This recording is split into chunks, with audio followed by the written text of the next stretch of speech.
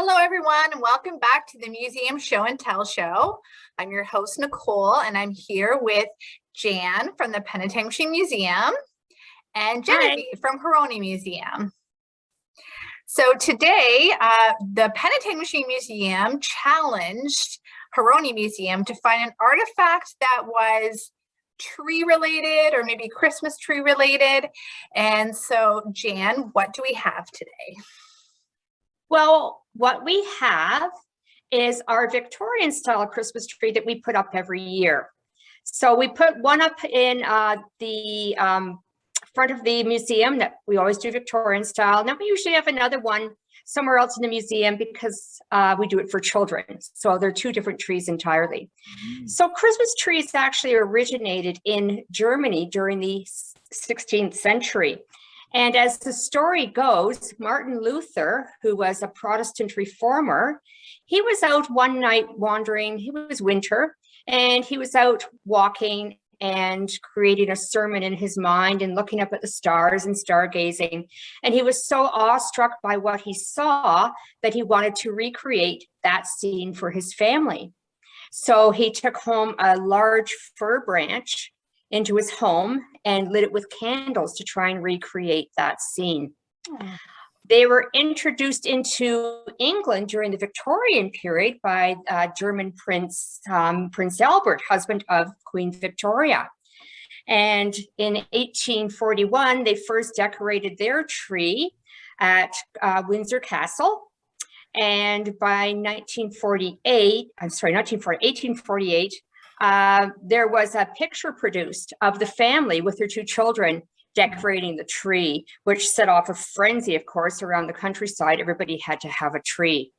So the first year they put their tree up, he actually wrote a letter home to his father saying, of course, because his father's still in Germany, and he said in his letter that this is the dear Christmas Eve on which I have so often listened with impatience for your step, which was to convey us into the gift room.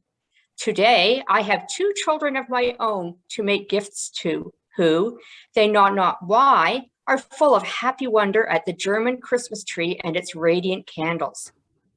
And that same Christmas, Queen Victoria wrote in her journal, to think that we have two children now, and one who enjoys the sight already, the Christmas tree. It is like a dream. Yeah, so that's a beautiful start to a tradition. So the prince also would send decorated trees to schools and army barracks around Windsor. And of course, like I said, in no time at all, this Christmas tree frenzy had begun. And the trees were decorated with fruit and nuts, small gifts, small candies wrapped in paper, popcorn, and candles. So I'm just going to try and give you a closer view of ours. We have not got small gifts or anything, but we have decorated ours using dried oranges and bows, and we have candle lights, which are on the tree. So that's how we do ours every year. So of course, as people emigrated to North America, they brought the tradition with them and it continued to spread. A little bit of trivia, the first Christmas tree lit by electricity was in New York in 1882, and it was a colleague of Thomas Edison that had strung together 80 lights and put them on this tree and lit it up. And so by 1890, lights were being produced for commercial purposes, and so the public could buy them as well. So that's our Christmas tree and our tree related story for today. I had no idea that lighted Christmas trees are over 130 years old. I know. Yes, and to have 80 on a string at first, I mean, that's a pretty big string. Not bad. Yeah. Don't know if they went on fire or anything, but they worked. And we wouldn't want to plug them in now, I'm sure. All right, Genevieve, so what do you have for us today? I have two artifacts with me that serve a similar purpose. They were actually used in the forestry industry. So once a tree had been cut, they were, I'll show you the length of it. They're kind of a measuring stick. They're called log rules.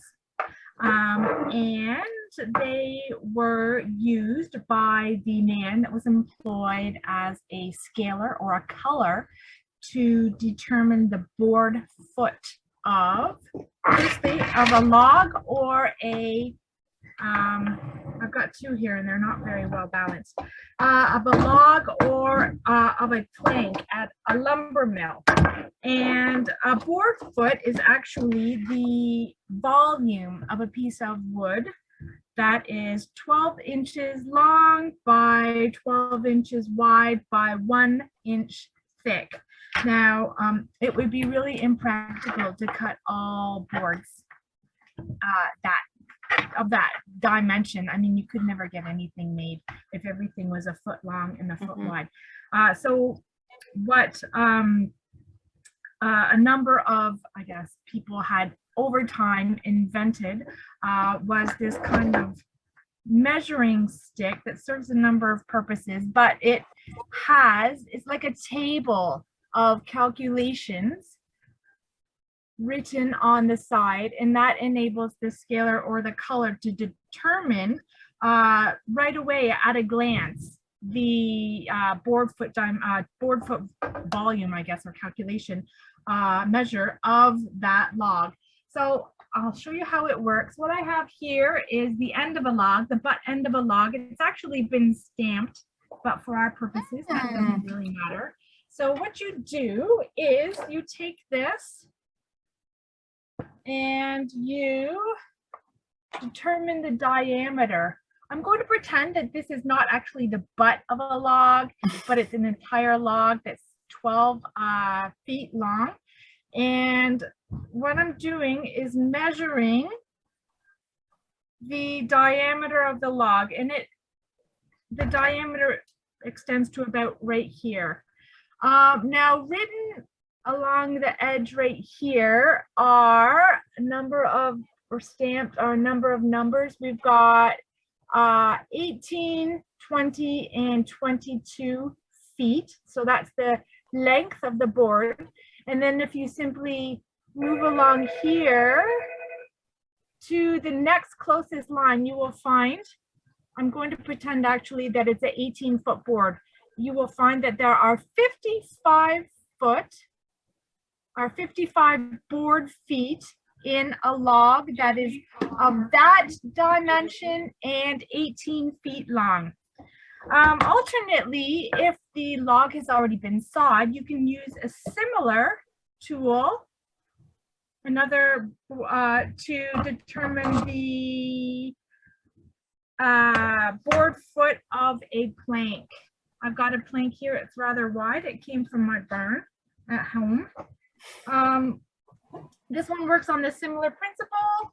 I simply hold the end up, and I'm pretending that this is a 12-foot long board, and it goes to about, this is the width right here. That tells me that if I look along the bottom again, I've got a 12 written here, stamped in the brass end. And if I go along, I can find that it's just a little over 10 board feet for a 12-foot plank. These are really, really neat. You can see it's got a sharp pointed end. And if you look online, these things are still used by colors or scalers. And I can see there's a lot of video footage of men using these. And what's really neat is that they use this pointed end. They stand on these big piles of lumber, and they nimbly like move back and forth, and they just simply pluck the board, flip it over, and look at the next one. And all the while they're taking a look at imperfections in the wood too, to determine whether, although you've got the board feet, whether you will have to saw or further divide that board into smaller planks because you've got an imperfection and you kind of have to work around that.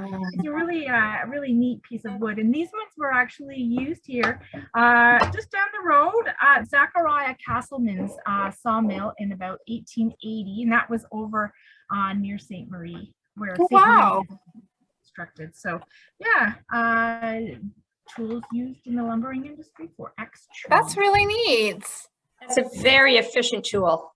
Yeah. Really neat. Yeah. It saves you the effort of I mean, in a way it is a bit of an estimate. It's not obvious, it's not exact, but it allows yeah, it makes for really efficient sales and determination of board feet, or rather than using pen and paper. But Yeah. Now, do you know what company is stamped into the end of that log? Is it local? I think it was yes, I think it's the mill at Thunder Bay. Oh, okay. Or if it was Chew Mill, the Chew Mill over at Thunder Bay. Yeah, we do have Very a few good. Yeah, we've got a few. I think one from the Georgian Bay Lumber Company as well. Uh-huh. It's interesting. I'll have to Good. look in our collection to see if we have one of those here, because we do have a lot of lumbering artifacts as well. I don't remember coming across it, but I do know we have, there's so many artifacts you have in storage that, you look at it and you might not know exactly what it went for unless you did a little bit of research, right? So No, that's true. That's amazing. It's like a little, what a calculator. Like it calculates it so easily. Sort of like a slide rule. Yeah. Yeah, really, really sliding good. back and forth. Yeah. very neat. Wonderful. All right. So from two different angles, we're talking about Christmas and we're talking about logging when we have come up with one subject matter. So what is our subject for next week? Okay, well, I was thinking that this past Sunday, the second candle on the Advent wreath was lit at church. So I was thinking perhaps if we were to bring something in that has to do with religion, either something from a church or a congregation in the area, or possibly something that reflects the religious beliefs of the owner of that object. Great. Okay. Yeah, we Good haven't. one. That's a That's good a good one. one. We haven't really done any that kind of topic before. So, No. all right. Okay. So I guess we'll see everybody again next week. And Okay. until then, bye. Bye. Bye.